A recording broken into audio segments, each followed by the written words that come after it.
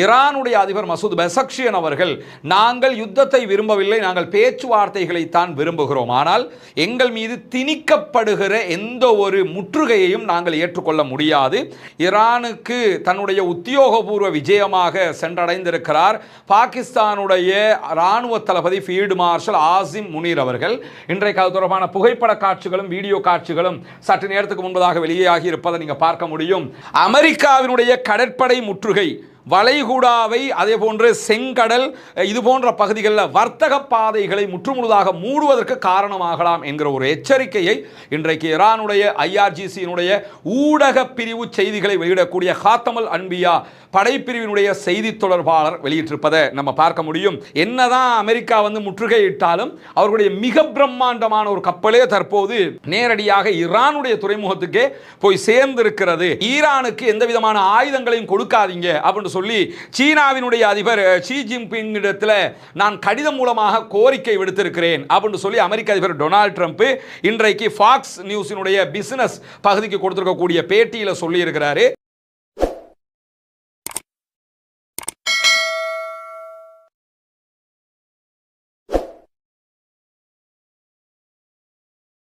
அன்புக்கினிய சகோதர சகோதரிகளே, நம் அனைவர் மீதும் ஏக இறைவனுடைய அமைதியும் கருணையும் உண்டாகட்டுமாக என்கிற உயரிய பிரார்த்தனைகளோடு பாலஸ்தீனம் மீதான இஸ்ரேலிய ஆக்கிரமிப்பு இராணுவத்தினுடைய 2 ஆண்டு கால யுத்தம் ஒரு யுத்த நிறுத்தமாக மாற்றப்பட்டு இன்றோடு 187வது நாட்களை கடந்து கொண்டிருக்கக்கூடிய இந்த சூழலில் ஈரான் மீதான அமெரிக்க இஸ்ரேலிய ஆக்கிரமிப்பு இராணுவங்களுடைய ஆக்கிரமிப்பு தாக்குதல்கள் 40 நாட்கள் நடந்ததற்கு பிறகு ஒரு இடைநிறுத்தம் தற்போது நடைமுறையில் இருக்கிறது.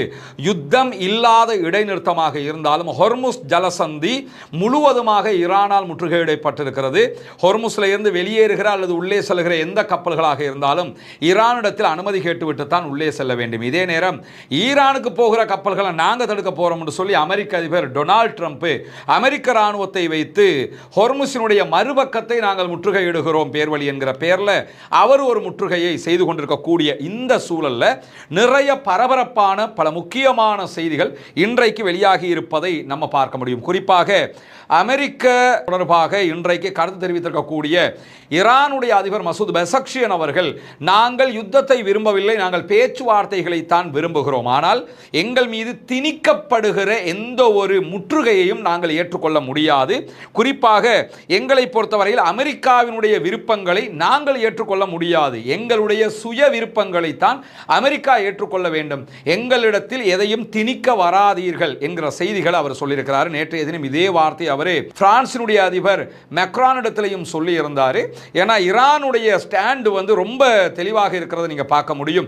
என்ன நடந்தாலும் சரி, எங்களை எவ்வளவு அடின்னு நீங்க அடிச்சாலும் 270 பில்லியன் அமெரிக்க டாலர்கள் அளவுக்கு லாஸ் ஆகி இருக்கிறாங்க. கிட்டத்தட்ட 13,000 தாக்குதல்களை அமெரிக்காவும் இஸ்ரேலும் சேர்ந்து ஈரான் மேல நடத்தி இருக்கிறாங்க என்கிற செய்திகள் எல்லாம் வருகிற போதும் எவ்வளவு அடிச்சாலும் நாங்க தாங்குவோமையா, எங்களுக்கு எங்களுடைய உரிமையை நாங்க விட்டுக் கொடுக்க முடியாது, அதே நேரம் உங்களிடம் சரணடைய மாட்டோம் என்பதில் வரலாற்றில் மிக தெளிவாக இருக்கிறது பாரசீகம் என்கிற ஈரான் என்பதை நாம் புரிந்து கொள்ள வேண்டும். இப்படியான சூழல்ல தான் தற்போது மீண்டும் பாகிஸ்தான் ஒரு முனைப்பு எடுத்திருக்கிறது. எப்படியாவது ஈரானுக்கும் அமெரிக்காவுக்கும் இடையில் ஒரு சமாதானத்தை கொண்டு வரணும், இல்லைன்னு சொன்னா மத்திய கிழக்கே அமைதி இல்லாம போயிடும், அதை தாண்டி எல்லா நாடுகளும் ஸ்தம்பிக்க வேண்டிய ஒரு நிலை ஏற்படும் என்கிற காரணத்தினால 2ஆம் சுற்று பேச்சுவார்த்தைக்கான ஒரு களத்தை உருவாக்கி கொண்டிருக்கிறது பாகிஸ்தான் என்கிற செய்திகள் வெளியாகி இருக்கிறது. குறிப்பாக இன்றைய தினம் சற்று நேரத்துக்கு முன்பதாக ஈரானுக்கு தன்னுடைய உத்தியோகபூர்வ விஜயமாக சென்றடைந்திருக்கிறார் பாகிஸ்தானுடைய இராணுவ தளபதி ஃபீல்டு மார்ஷல் ஆசிம் முனீர் அவர்கள். இன்றைக்கு அது தொடர்பான புகைப்பட காட்சிகளும் வீடியோ காட்சிகளும் சற்று நேரத்துக்கு முன்பதாக வெளியாகி இருப்பதை நீங்க பார்க்க முடியும். ஆசிம் முனீர் அவர்கள் அவருடைய அபிஷியல் ட்ரெஸ் கோட்லேயே இன்றைக்கு போய் ஈரானிலே இறங்கி இருக்கிறார். ஈரானுடைய ஃபாரின் மினிஸ்டர் அப்பாஸ் அராக்சி அவர்கள் அவரை வரவேற்கக்கூடிய காட்சிகள் நீங்க பார்க்க முடியும். இந்த யுத்த நிலையில் ஒரு வெளிநாட்டு டெலிகேஷன் நேரடியாக போய் ஈரான்ல இறங்கி இருப்பது 40 நாட்களுக்கு பிறகு இதுதான் முதல் தடவையாக இருக்கக்கூடிய சூழல்ல பாகிஸ்தானுடைய இராணுவ தளபதி ஃபீல்டு மார்ஷல் ஆசிம் முனீர் அவர்களும் கடந்த ஞாயிற்றுக்கிழமை பாகிஸ்தானில் நடைபெற்ற பேச்சுவார்த்தையில் ஒரு முக்கியமான தரப்பாக நடுவர் தரப்பால் பங்கு பெற்றிருந்தார். அவரும் அந்த நாட்டினுடைய பாதுகாப்பு அமைச்சர், அதே போன்று பிரதமர் ஷபாஸ் ஷரீஃப் அவர்கள், அதே நேரத்தில் பாகிஸ்தானுடைய உளவு பிரிவின் தலைவர் தலைவர் உள்ளிட்ட பல பேர் கலந்து கொண்டிருந்தாங்க. அந்த அடிப்படையில் தான் தற்போது ஆசிம் முனீர் அவர்கள் ஈரானை சென்றடைந்திருக்கிறார். இவரோடு மூத்த அதிகாரிகள் பல பேரும் பாகிஸ்தானை சேர்ந்தவர்கள் ஈரானுக்கு சென்றிருக்கிறார்கள். பேச்சுவார்த்தைகளை மீண்டும் தொடங்குவதற்கு ஒரு பொருத்தமான நேரத்தை முடிவெடுப்பதற்காகவும் அதே நேரத்தில் யுத்த நிறுத்தம் தொடர்பான சில சிக்கல்களை பேசி தீர்க்கிறதுக்காகவும் அமெரிக்காவினுடைய சில செய்திகளை அவர் எடுத்துக்கொண்டு போயிருக்கிறார் என்றுதான் தற்போது வெளியாகக்கூடிய தகவல்கள் தெரிவிப்பதை நாம் பார்க்க முடியும்.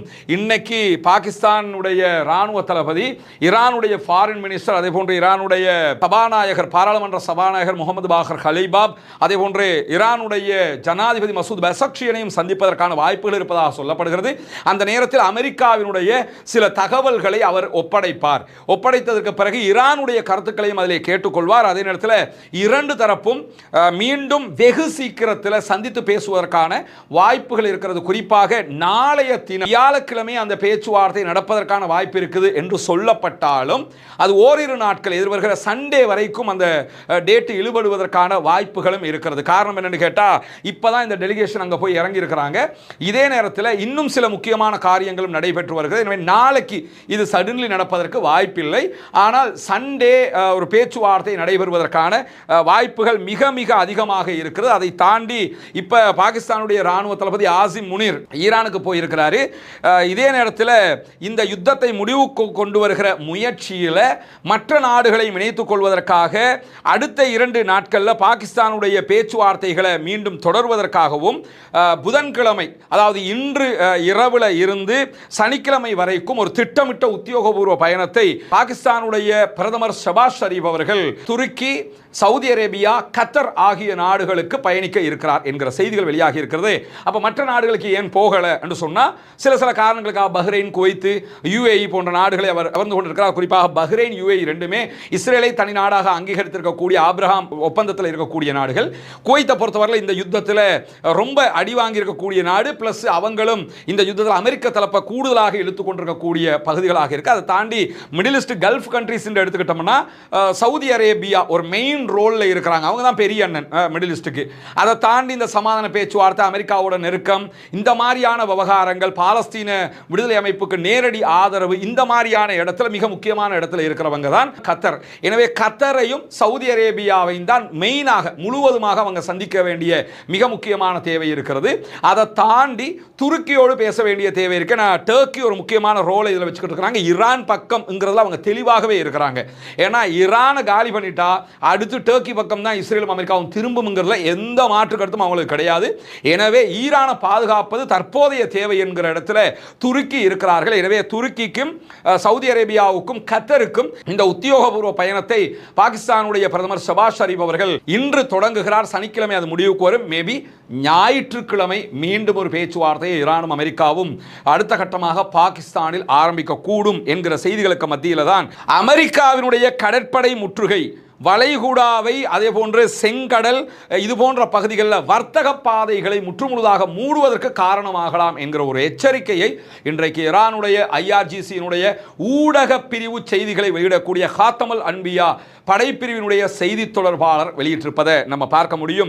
இராணுவத்தினுடைய மத்திய கட்டளை மையத்தினுடைய செய்தியாக அவர் வெளியிட்டிருக்கக்கூடிய தகவல்களில் ஈரானுடைய இராணுவம் பாரசீக வளைகுடா, அதாவது இப்போ இருக்கக்கூடிய ஹொர்முஸ் பகுதி இருக்குதா இல்லையா, அந்த ஹொர்முஸ் பகுதி பாரசீக வளைகுடா, ஓமானுடைய கடல் பரப்பு, அதை தாண்டி செங்கடல், இந்த பகுதிகள் மூன்றுலையுமே எந்த ஒரு ஏற்றுமதி அல்லது இறக்குமதி தொடர அனுமதிக்காத அளவுக்கு நாங்கள் முற்றுகையை தொடருவோம் என்கிற எச்சரிக்கைகளை விடுத்திருக்கக்கூடிய செய்திகளும் வெளியாகி இருக்கிறது.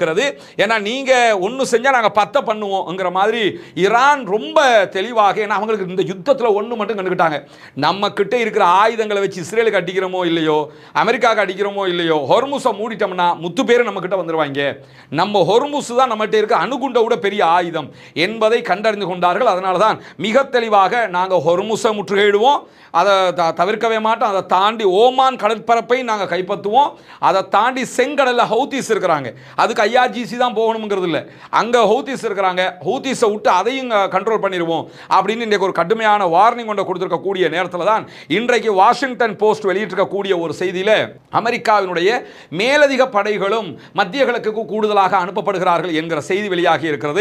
மேலதிக படைகளை எவ்வளவு அனுப்பினாலும் அங்கே ஒன்றும் பண்ண முடியாதுங்கிறது தெரியும். எவன் போனாலும் ஹொர்முஸை திறக்க மாட்டோங்கிறதுல உறுதியாக ஈரான் நிற்கக்கூடிய நிலையில தான் அமெரிக்க தடைகளுக்கு உள்ளாகி இருக்கக்கூடிய ஈரானுடைய சூப்பர் டேங்கர் வகையைச் சேர்ந்த ஒரு முக்கியமான கப்பல் சற்று முன்னால் ஈரானுடைய கடற்பரப்புக்குள் நுழைந்திருக்கிறது என்கிற செய்திகள் வெளியாகி இருக்கிறது. இங்க நீங்க பார்க்கலாம், ஈரானுடைய கடற்படையைச் சேர்ந்தவர்கள் கப்பல்களை முற்றுகையிடக்கூடிய காட்சிகளாக இருக்கிற அதே நேரத்தில் ஒரு மிக முக்கியமான சூப்பர் டேங்கர் வகையைச் சேர்ந்த ஒரு கப்பல் இன்றைக்கு அதில் உணவு தானியங்கள் நிறைய போயிருப்பதாக சொல்லப்படுகிறது. ஈரானுக்கு கொண்டு போகக்கூடிய உணவுப் பொருட்களை ஏற்றிச் செல்கிற ஒரு பாரிய கப்பல் இது வளைகுடா பகுதிகளுக்குள்ள நுழைஞ்சு ஹொர்முஸுக்குள்ள நுழைந்ததற்கு பிறகு இமாம் ஹொமைனி துறைமுகத்தை நோக்கி சென்று கொண்டிருக்கிறது என்கிற செய்திகள் வெளியாகி இருக்கிறது. ஹொமைனி அவர்களுடைய பெயரில் இமாம் ஹொமைனி என்கிற ஒரு துறைமுகம் அங்கே இருக்கிறது. அந்த துறைமுகத்தை நோக்கி போய்கொண்டிருக்கிறது என்று சொல்லி ஈரானுடைய ஃபார்ஸ் நியூஸ் ஏஜென்சி வெளியிட்டிருக்கக்கூடிய செய்திகளை அல் ஜசீராவும் உறுதிப்படுத்தி சொல்லியிருக்கிற அதே நேரத்தில் இன்றைக்கு ஈரானுடைய உள்துறை அமைச்சர் ஒரு செய்தியை வெளியிட்டிருக்கிறார். 8000 கிலோமீட்டர்கள் நிலம் அதே போன்று கடற்பரப்பை கொண்டிருக்கக்கூடிய ஈரானை பொறுத்தவரையில் எந்த ஒரு முற்றுகையும் எங்களுக்கு தடுக்காது, உங்களுக்கு பலனளிக்காது அப்படின்னு இருக்காரு. 8000 கிலோமீட்டர் பரப்பளவுக்கு தரை வழியும் இருக்கிறது, கடல் வழியும் இருக்கு. நீங்க ஒரு பகுதியை மூடினா இன்னொரு பகுதியால் எடுப்போம், அந்த பகுதியை மூடினா இன்னொரு பகுதியால் எடுப்போம். எங்களை நீங்க தடுக்க முடியாது. எங்க கப்பல் வெளியே போகும், உள்ள வரும். யாருக்கு பிரச்சனைடா? யுஏக்கு பிரச்சனை, சவுதிக்கு பிரச்சனை, கத்தருக்கு பிரச்சனை, துபாய்க்கு பிரச்சனை, அதே போன்று குவைத்துக்கு பிரச்சனை, ஈராக்குக்கு பிரச்சனை, எல்லாத்தையும் தாண்டி இஸ்ரேலுக்கு பிரச்சனை, உலகத்துக்கே பிரச்சனை. நாங்கள் அவங்களுக்கு விட மாட்டோம், நாங்கள் எதையும் பண்ணிக்கிடுவோம். எனவே நாங்கள் சொல்றதை நீங்கள் கேட்டால் மட்டும்தான் இது முடிவுக்கு வரும் என்று மிக தெளிவாக சொல்லியிருக்கிறார்கள். என்னதான் அமெரிக்கா முற்றுகையிட்டாலும் அவர்களுடைய மிக பிரம்மாண்டமான ஒரு கப்பலே தற்போது நேரடியாக ஈரானுடைய துறைமுகத்துக்கே போய் சேர்ந்திருக்கிறது என்கிற செய்திகளுக்கு மத்தியில் தான் ஈரானுடைய யுத்தத்தில் எப்படியாவது பிரிட்டானியாவை இணைச்சிடணுங்கிறதுல அமெரிக்க அதிபர் டொனால்ட் ட்ரம்ப் கங்கணம் கட்டிக்கிட்டு கீழே இறங்கியிருக்கிறார். என்ன வெக்கமான ஜூடி சொல்றேன், எது இல்லாமல் போனாலும் பரவாயில்லை, எப்படியோ பிரிட்டனை நம்ம சேர்த்துறோம். ஏன்னா பிரிட்டன் இல்லாமல், ஐரோப்பிய நாடுகள் இல்லாமல் எந்த யுத்தத்தையும் அடுத்த கட்டம் போக முடியாது. வளமையில் அமெரிக்காக்காரன் என்ன பண்ணுறதுன்னு கேட்டால் இந்த இஸ்ரேலுடைய பேச்சை கேட்டுக்கிட்டு அவங்க கவுத்த கொடுப்பாங்க. இந்த ஆள் சாப்பிட்டுருவாப்ல, சாப்பிட்டுட்டு என்னன்னு கேட்டால் ஏதாவது ஒரு யுத்தத்துக்கு போக வேண்டியது, போனதுக்கு பிறகு அதில் செலவை ஈடுகட்டுறதுக்காக எல்லா யூரோப் கண்ட்ரியையும் இழுத்துக்கிற வேண்டியது, நமக்கு மட்டும் செலவு அவங்களுக்கு தான் செலவு, உங்களுக்கு லாபம் வருதா இல்லையா அங்கிற ஒரு காரணம் சொல்லிக்கிறது. இந்த யுத்தத்தில் ரொம்ப தெளிவாக இருந்துட்டாங்க. நம்ம ஈரானை தேவைக்கு இல்லாமல் சீண்டிட்டோம்னா அவன் UK வரைக்கும் அடிப்பான், அதை தாண்டி ஐரோப்பிய கண்ட்ரி எல்லாத்துக்கும் அடிப்பான். இந்த பக்கம் ஏற்கனவே ரஷ்யாக்காரன் உக்ரைனுக்கு அடிச்சுக்கிட்டு இருக்கிறான். இப்போ நம்ம ஏன் தேவையில்லாமல் இன்னொரு எதிரியை உண்டாக்கிக்கிறோம்? எல்லாத்தையும் விட நம்ம கப்பல் போய் வரணுமா இல்லையா? அதனால நம்ம தேவையில்லாத சண்டைக்குள்ள நுழைய வேண்டிய அவசியம் கிடையாது அப்படின்னு சொல்லிட்டு அவங்க உள்ள நுழையாம விட்டதோட திரும்ப திரும்ப ஸ்டாமருக்கு எதிராக, பிரிட்டன் பிரதமருக்கு எதிராக மிக கடுமையான வார்த்தைகளை பயன்படுத்தி அமெரிக்க அதிபர் டொனால்ட் ட்ரம்ப் பேசும்போது இன்றைக்கு பிரித்தானியாவுடைய பாராளுமன்றத்தில் தன்னுடைய சக பாராளுமன்ற உறுப்பினர்களுக்கு உரையாற்றி இருக்கக்கூடிய ஸ்டாமர் என்ன சொல்றாருன்னு சொன்னா, ஈரானுடைய யுத்தத்தில் சேரணும்னு சொல்லி எத்தனை தடவை அமெரிக்க அதிபர் எங்களை கூப்பிட்டாலும் நான் அதுக்கு கண்ட்ரோல் ஆக மாட்டேன், நான் வரவே மாட்டேங்கிறாரு. தெரிவா, நான் அடிச்சு கூப்பிட்டாலும் வரமாட்டேங்கிறாரு. என்ன சொல்றாருன்னா, ஈரானுடைய யுத்தத்தில் நான் ஏற்கனவே வரமாட்டேன்னு சொன்னதுக்கு என்னை கடுமையாக அவர் விமர்சிச்சிருந்தாரு. அதே மாதிரி பிரிட்டனோட இருக்கக்கூடிய வர்த்தக ஒப்பந்தத்தினுடைய விதிமுறைகளை மாற்றுவோம் என்றெல்லாம் அமெரிக்க அதிபர் எங்களை மிரட்டுறாரு. நீங்க விதிமுறையை மாற்றுங்க, ஒப்பந்தத்தை கேன்சல் பண்ணுங்க, எதை பண்ணினாலும் பரவாயில்லை, நான் உங்களுடைய அச்சுறுத்தலுக்கெல்லாம் அடிபணிய மாட்டேன் என்று சொல்லி அமெரிக்க அதிபருக்கே பதில் சொல்லி இருக்கிறார் பாராளுமன்றத்தில் வைத்து. பிரிட்டானியாவுடைய பிரதமர் மேலதிகமாக சொல்லும்போது ஈரானுடைய யுத்தம் தொடர்பான எங்களுடைய நிலைப்பாடு ஆரம்பத்திலிருந்து தெளிவாக இருக்கிறது அப்படிங்கிறார். என்ன தெளிவு? இந்த யுத்தத்தில் நாங்க இழுத்துக்கிட்டு போறதுக்கு வழி வச்சிட முடியும், எங்களை தூக்கி உள்ள விடுறதுக்கு அமெரிக்கா ட்ரை பண்ணுது, நாங்க இந்த யுத்தத்துக்குள்ள வரமாட்டோம். காரணம் இது எங்க யுத்தம் இல்லை, இஸ்ரேலுடைய அமெரிக்காவுடைய யுத்தம். உங்க சண்டைக்குள்ள நாங்க எதுக்கு வரணும்? நியாயமான கேள்விதானே. உங்க சண்டைக்குள்ள நாங்க வரமாட்டோம். நான் என்னுடைய மனதை மாற்றிக்கொள்ளவே மாட்டேன், நான் எக்காரணம் கொண்டும் பணியவும் மாட்டேன். அமெரிக்க அதிபருக்காக மனசை மாத்திக்கிட்டு நல்ல முறையில் சேரவும் மாட்டேன், பணிஞ்சு பயந்து அப்படி வரவும் மாட்டேன். இந்த யுத்தத்தில் இணைவது என்பது எங்களுடைய தேசிய நலனுக்கு உகந்தது அல்ல, எனவே நாங்கள் யுத்தத்தில் சேரவே மாட்டோம் அப்படிங்கிறார். தேசிய நலனுக்கு உகந்தது அல்லன்னா டியாகோ கார்சியா வரைக்கும் அடிச்சிட்டாங்க. 4000 கிலோமீட்டர் தாண்டி அடிக்கக்கூடிய ஏவுகணை ஈரான் இடத்துல இருக்குது. இந்த யுத்தத்துக்குள்ள யூகே வந்தாங்கன்னு சொன்னா யூகே வரைக்கும் அடிக்க முடியும் ஈரானுக்கு. ஏன்னா 4000 கிலோமீட்டருக்கு போகும் அது. அதனாலையும் அடுத்ததாக கப்பலை போக விட மாட்டாங்க ஹொர்முஸ்ல. தேவையா இது? அதனால நான் உள்ள வரல அப்படின்ட்டாரு. எல்லாத்தையும் தாண்டி என்னதான் இருந்தாலும் அவருக்கு ஒரு கம்யூனிஸ்ட் சிந்தனை இருக்கிறது. அவர் வலதுசாரி ரூட்ல போக மாட்டார், இந்த மாதிரி இடங்களுக்கு போக மாட்டார், இடதுசாரி சிந்தனையோட கொஞ்சம் இருப்பார். அதனாலையும் அவருடைய நிலைப்பாடு இப்படி இருக்கிறத நீங்க பார்க்க முடியும். அதனால தான் பாலஸ்தீனத்துக்குள்ள இஸ்ரேல் ஒரு நாடு உருவாகுவதற்கே காரணம் இந்த பிரித்தானியா தான். அப்படிப்பட்ட பிரித்தானியா, வீட்டோ பவர் கொண்ட பிரித்தானியா, இந்த 2 வருஷம் பாலஸ்தீன யுத்தத்துக்குள்ள ஸ்டாமருடைய ஆட்சி வந்ததற்கு பிறகு பாலஸ்தீனத்தை தனிநாடாக அங்கீகரிக்கிறோம்னு அறிவிப்பு விடுத்துட்டாங்க. ஏன்னா ஸ்டாமர் என்னதான் நின்னாலும் அவருக்கு அந்த மாதிரி ஒரு சிந்தனை இருக்குங்கிறதை நம்ம புரிஞ்சுக்கிறோம். ஏன்னா அவர் கம்யூனிஸ்ட் சிந்தனை கொண்டவருங்கிறதுனால அவர்கிட்ட 1000 பிள்ளைகள் அமெரிக்காவோடு இணைந்து போகிற அந்த தன்மைகள் எல்லாம் இருக்கு. ஆனால் இந்த மாதிரி சில வேலைகளும் நடக்கிறது என்பதையும் புரிந்து கொள்ள வேண்டும். அதே நேரத்தில் ஈரானுக்கு எந்த விதமான ஆயுதங்களையும் கொடுக்காதீங்க அப்படின்னு சொல்லி சீனாவினுடைய அதிபர் ஷி ஜின்பிங் இடத்துல நான் கடிதம் மூலமாக கோரிக்கை விடுத்திருக்கிறேன் அப்படின்னு சொல்லி அமெரிக்க அதிபர் டொனால்ட் ட்ரம்ப் இன்றைக்கு ஃபாக்ஸ் நியூஸினுடைய பிசினஸ் பகுதிக்கு கொடுத்திருக்கக்கூடிய பேட்டியில் சொல்லி இருக்கிறாரு. இலங்கையினுடைய கிழக்கு பகுதிகள் பொத்துவில்ல செய்து வரக்கூடிய இஸ்லாத்தை ஏற்றுக்கொண்ட சகோதர சகோதரிகளுக்கான வீடு கட்டும் கட்டுமான பணிகளுக்கு தந்து உதவுங்கள் என்று சொல்லி, ஏன்னா ஜக்காத்தை பெறக்கூடிய தகுதி படைத்த 8 கூட்டத்தாரில் இந்த இஸ்லாத்தை ஏற்றுக்கொண்ட சகோதரர்களும் அடங்குகிறார்கள். அவர்கள் ஏழைகள் என்கிற காரணத்தினால அவர்கள் மிஸ்கீன்கள், அதே போன்று ஃபக்கீர்கள் பட்டியலையும் வருவாங்க. மொத்தத்தில் ஜக்காத் பெறக்கூடிய 8 கூட்டத்தில் 3 கூட்டத்தினுடைய நன்மைகள் அவர்களுக்கு கொடுக்கக்கூடிய உதவிகளால் நமக்கு கிடைத்து என்கிற செய்திகளை உங்களுக்கு நம்ம தொடர்ந்து சொல்லிக் கொண்டு வந்தோம். அங்குள்ள காட்சிகளையும் நம்ம காட்டியிருந்தோம். ஏற்கனவே 5 வீடுகளை நம்ம கட்டி கையளிச்சிருக்கிறோம். அந்த காட்சிகள் எல்லாம் தொடர்ந்து நீங்கள் பார்த்து வருகிறீர்கள். அதை தாண்டி இன்னும் 9 வீடுகள் கட்ட வேண்டிய தேவை இருக்கிறது. மொத்தம் 14 வீடுகள் என்கிற தகவல்களை உங்களுக்கு நம்ம சொல்லி வந்தோம். அதற்கான உதவிகளை நீங்கள் தொடர்ந்து வழங்கி வருகிறீர்கள். உங்களுடைய ஜக்காத்து தான தர்மங்களை தந்து வருகிறீர்கள். அந்த அடிப்படையில் தற்போது நம்ம 6வது வீட்டை கட்டுகிற பணியை ஆரம்பித்திருக்கிறோம். அதனுடைய காட்சிகளை தான் நீங்க முன்னாடி பார்க்கிறீங்க. நீங்கள் தரக்கூடிய உதவிகளை கொண்டுதான் மக்களுக்கு தேவையான ஏழை எளிய மக்களுக்கு உரிய எல்லா காரியங்களையும் நம்ம பண்ணி வர்றோம். தித்வா புயலுக்கான பணிகளாக இருந்தாலும் சரி, அதற்கு பிறகு வாட்டர் டேங்கை நம்ம ஓப்பன் பண்ணி கொடுத்ததாக இருந்தாலும் சரி, மற்ற எல்லா பணிகளும் நீங்கள் தரக்கூடிய ஜகாத்து தான தர்மங்களை கொண்டு ஏழைகளுக்கு முறையாக செய்யப்பட்டு வருகிறது என்பது உங்களுக்கு தெரியும். அந்த அடிப்படையில் தான் தற்போது அல்ஹம்துலில்லாஹ் 6வது வீடை கட்டுகிற பணியை நம்ம ஆரம்பிச்சிருக்கிறோம். இந்த பணி தொடர்ந்து நடைபெற்று 14 வீடுகள் மீதி இருக்கக்கூடிய 9 வீடுகளும் கட்டி முடிக்கப்பட வேண்டும் என்பதுதான் என்னுடைய பிரார்த்தனையும் நிச்சயமாக உங்களுடைய பிரார்த்தனையாகவும் இருக்கும்.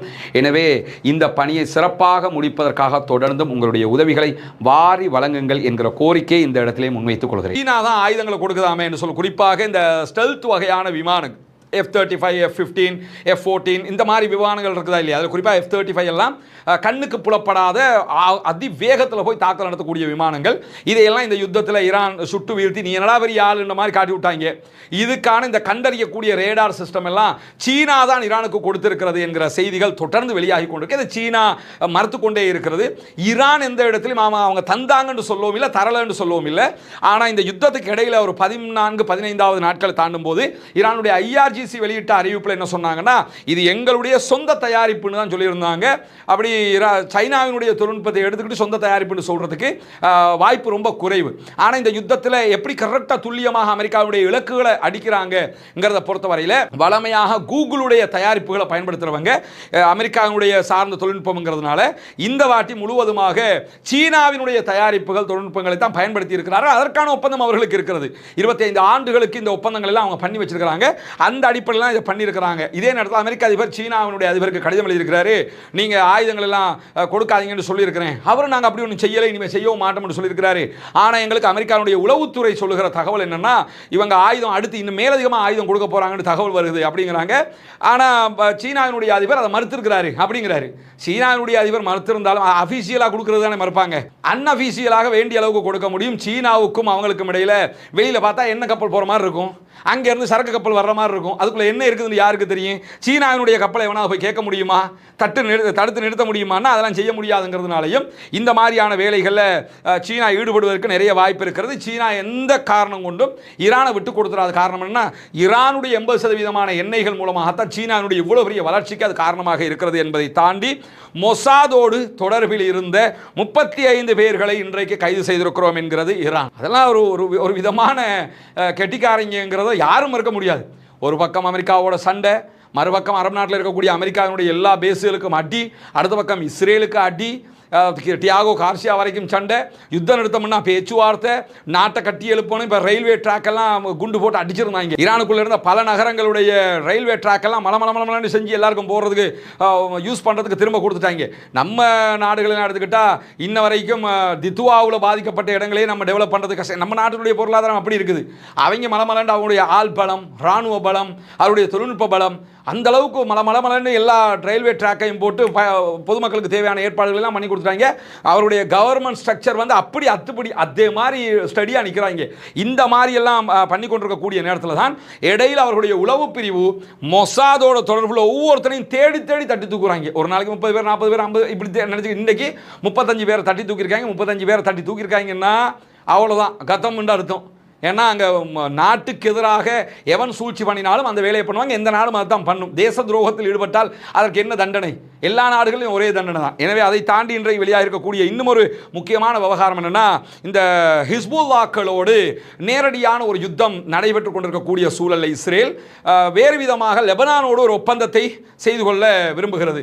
காரணம் என்னென்னு கேட்டால், லெபனானோடு நேரடியாக இஸ்ரேல் ஒரு ஒப்பந்தத்தை பண்ணிட்டாங்கன்னு சொல்லி சொன்னால் லெபனானுக்கும் இஸ்ரேலுக்கும் ஒப்பந்தம் என்று வந்துடும். ஈரானுடனான ஒப்பந்தத்தில் லெபனான் சேர்க்கப்படாது. ஈரானோட ஒப்பந்தம் பண்ணிட்டாங்கன்னு சொல்லி சொன்னால், ஈரானோட அமெரிக்கா பண்ணுகிற ஒப்பந்தத்தில் லெபனானையும் சேர்த்துட்டாங்கன்னா அதில் பெரிய ஒரு ப்ளஸ் இருக்குது லெபனானுக்கு. என்ன ப்ளஸ்ன்னு சொன்னால், லெபனான் மேலே எப்போ அட்டாக் பண்ணினாலும் ஈரான் மேலே அட்டாக் பண்ணின மாதிரி ஆகிரும். எனவே லெபனான் மேலே இஸ்ரேல் அடித்தா உடனே ஈரான் வந்து நின்றும், யுத்த நிறுத்த மீறல்னு. அந்த பாதுகாப்பை ஈரான் கொடுக்க பார்க்குறான். ஆனால் இந்த லெபனான் அரச கட்டமைப்பை அமெரிக்காக்காரனும் இஸ்ரேல்காரனும் சேர்ந்து கிறுக்கனாக்கி என்ன பண்ண பார்க்குறாங்கன்னு சொல்லி சொன்னால், நீங்கள் அவங்களோட போயிடாதீங்க, நம்ம ஒரு ஒப்பந்தம் பண்ணிக்கிறோம், உங்களோட ஒப்பந்தம் பண்ணால் தான் எங்களுக்கு நினைச்ச உங்களை வந்து அடிக்கலாம்ங்கிறதுக்காக இதை செய்ய பார்க்குறாங்க. ஹிஸ்புல்லாக்கள் இதை கடுமையாக எதிர்த்து கொண்டிருக்கக்கூடிய சூழல்ல இன்றைக்கு நேற்று முந்தநாள் இந்த 3 நாள் திங்கட்கிழமை ஆரம்பித்து மலண்டு ஒரு புதிய வகையான அட்டாக் பண்ணிக்கிட்டு இருக்கிறாங்க ஹிஸ்புல்லாக்கள். குறிப்பாக அல் ஜசீரா ஒரு தண்ணி ஆட்சிகளாக வெளியிட்டிருக்கிறாங்க என்று கேட்டால், கண்டறிவதற்கு கடினமான ஆளில்லா விமான தாக்குதல்கள் புதிதாக நடத்தப்படுகிறது. இதுவரைக்கும் பயன்படுத்தப்படாத ஆயுதங்களை பயன்படுத்தி மிக கடுமையாக ஹிஸ்புல்லாக்கள் தாக்குதல் நடத்துகிறார்கள் என்கிற செய்திகளை வெளியிட்டிருக்கிறாங்க. குறிப்பாக நார்த்து இஸ்ரேல் மேலே திங்கட்கிழமை மட்டுமே 40 அட்டாக் பண்ணி இருக்கிறாங்க. இஸ்ரேலுடைய ஹான் நியூஸ் ஏஜென்சி, இஸ்ரேலுடைய பொது செய்தி ஒளிபரப்பு நிறுவனமாக இருக்கக்கூடிய ஹான் வெளியிட்டிருக்கக்கூடிய அறிவிப்பில் என்ன சொல்றாங்கன்னு கேட்டால், ஆளில்லா விமானங்களில் ஒரு சிலதை மட்டும்தான் இஸ்ரேலால் தடுத்து நிறுத்த முடிந்திருக்கிறது, மற்ற எல்லாமே கரெக்டான இலக்குக்கு வந்து அடிச்சிருக்கு. இது மாதிரி ஒரு அட்டாக்கு இதுக்கு முன்னாடி ஹிஸ்புல்லாக்கள் இஸ்ரேல் மேல நடத்தவே இல்லை என்று சொல்லிட்டு இந்த புதிய ஆளில்லா விமானங்களை கண்டறிவதற்கு கஷ்டமாக இருக்குது. கட்டிடங்களுக்குள்ள கூட தந்திரமாக உள்ள நுழைஞ்சு அட்டாக் பண்ணுது. எங்கேயுமே முட்டி மோதாம தந்திரமாக அது சென்சாரை கவனித்து போகக்கூடிய ஒன்றாக இருக்கு. 5 கிலோ வரைக்கும் வெடிமருந்துகளை சுமந்துக்கிட்டு போகும். டசன் கணக்கான கிலோமீட்டர்கள் பயணிக்க முடியும். அதுக்கு இவ்வளவுதான் போக முடியும் இல்லை, நிறைய தூரங்கள் போக முடிகிற ஒரு முக்கியமான ஆளில்லா விமானமாக இந்த விமானம் இருக்கு. இதை பயன்படுத்தி இந்த அட்டாக் எல்லாம் பண்றாங்கன்னு திங்கட்கிழமை மட்டும் கிரியாத் ஷமோனா, டொவேவ், மெட்டுல்லா, ஷெலோமி, இஃப்தா, பெய்த் ஹிலல், கிரியாத் ஷமோனா, மாக்லியேட் இந்த பகுதிகள் மேலெல்லாம் அட்டாக் பண்ணியிருக்கிறாங்க. அதை தாண்டி மிஸ்காவ் ஆம், காஃபர் கிலாதி, அவிவிமானில், அதே போன்று த்ரிபோரியாஸ், அமியாட் உள்ளிட்ட இடங்கள் இருக்கக்கூடிய ராணுவ தளங்கள் மேல சரமாரி அட்டாக் பண்ணியிருக்கிறாங்க. அதற்கு பிறகு மெத்துல்லா, நஹாரியா, ஹனிதா, மல்கியா உள்ளிட்ட பகுதிகளிலையும் சரமாரி அட்டாக், எல்லாமே கரெக்டாக பொசிஷனில் அட்டாக் விழுந்திருக்கு. இஸ்ரேலுடைய ஹான் நியூஸ் ஏஜென்சியை இதை சொல்லியிருக்கிற அதே நேரம் தெற்கு லெபனானில் இருக்கக்கூடிய இஸ்ரேலிய ஆக்கிரமிப்பு ராணுவம் பதுங்கி இருக்கக்கூடிய ஐன் எபல், பயாதா, பின்ஸ் ஜபல், ரஷாஃப் ஆகிய பகுதிகளில் எல்லாம் மிக கடுமையான தாக்குதல்கள் நடைபெற்றிருக்கக்கூடிய செய்திகள் இன்றைக்கு வெளியாகி இருக்கிற அதே நேரத்தில் லெபனானில் யுத்த நிறுத்தம் விரைவில் ஏற்படக்கூடும் என்று சொல்லி ஹிஸ்புல்லாக்களுடைய செய்தி தொடர்பாளராக இருக்கக்கூடிய பாராளுமன்ற உறுப்பினராக செயல்படக்கூடிய இப்ராஹிம் மூசாவி ராய்ட்டர் செய்தி நிறுவனத்துக்கு இன்றைக்கு விடுத்திருக்கக்கூடிய செய்தியில் சொல்லி இருப்பதை நம்ம பார்க்க முடியும். எனவே தொடர்ந்தும் இந்த தாக்குதல்களை மிக கடுமையாக நடத்தி கொண்டிருக்கிறது ஹிஸ்புல்லாக்கள் என்கிற செய்திகள் வெளியாகி இருக்கிற என்கிறதுக்கு மத்தியில் தான் இந்த பேச்சுவார்த்தைகள் எல்லாம் நடைபெறுவதற்கான திட்டங்கள் வகுக்கப்படுகிறது. மேபி ஞாயிற்றுக்கிழமை மீண்டும் 2ஆம் கட்ட பேச்சுவார்த்தைகள் நடத்தப்படலாம். பொறுத்திருந்து பார்ப்போம் என்னவெல்லாம் நடக்கிறது என்பதை. தொடர்ந்து இணைந்திருங்கள். ரஸ்மின் MISC நியூஸ் மற்றும் ரஸ்மின் டாக்ஸ் ஆகிய 2 சேனல்களோடு. ஆக்கிரமிப்புகள் ஓய வேண்டும், ஆக்கிரமிப்பாளர்கள் ஓய வேண்டும். மத்திய கிழக்கிலும் ஈரானிலும் லெபனானிலும் பாலஸ்தீனத்திலும் நடக்கக்கூடிய இந்த ஆக்கிரமிப்பாளர்களுடைய அநியாய தாக்குதல்கள் உடனடியாக நிறுத்தப்பட வேண்டும் என்கிற உயரிய பிரார்த்தனைகளோடு தொடர்ந்தும் ஆக்கிரமிப்பாளர்களுக்கு எதிராக ஜனநாயக ரீதியாக குரல் எழுப்புவோமாக. அல்ஹம்துலில்லாஹி ரப்பில் ஆலமீன்.